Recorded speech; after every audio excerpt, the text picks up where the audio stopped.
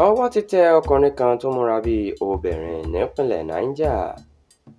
Ọwọ́ iléeṣẹ́ ọlọ́pàá ti ìpínlẹ̀ Niger ti tẹ ọkùnrin ẹni ọdún méjìdínlógún kan tó ń pe ara rẹ̀ ní obìnrin láti lu àwọn èèyàn ní jìbìtì ní orí ìtàkùn ayélujára.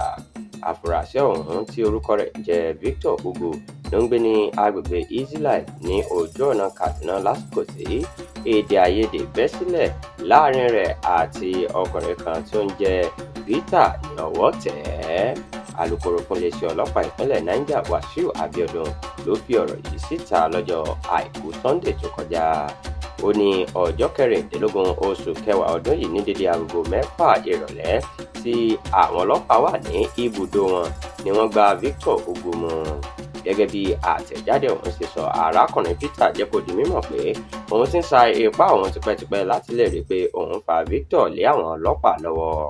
Ó ní gbogbo ìgbìyànjú òun láti fún Victor ní obìnrin kan ló já sí pàbó, àmọ́ ṣe ni Victor múra bíi obìnrin ní gbogbo ìgbà tó sì ń ya àwòrán rẹ̀ sí òun níbi tí ó ti múra bíi obìnrin tó sì tún béèrè owó lọ́wọ́ òun. Alukoro iléeṣẹ́ ọlọ́pàá ti wá sọ pé ìwádìí ti ń lọ lọ́wọ́ lórí ọ̀rọ̀ náà.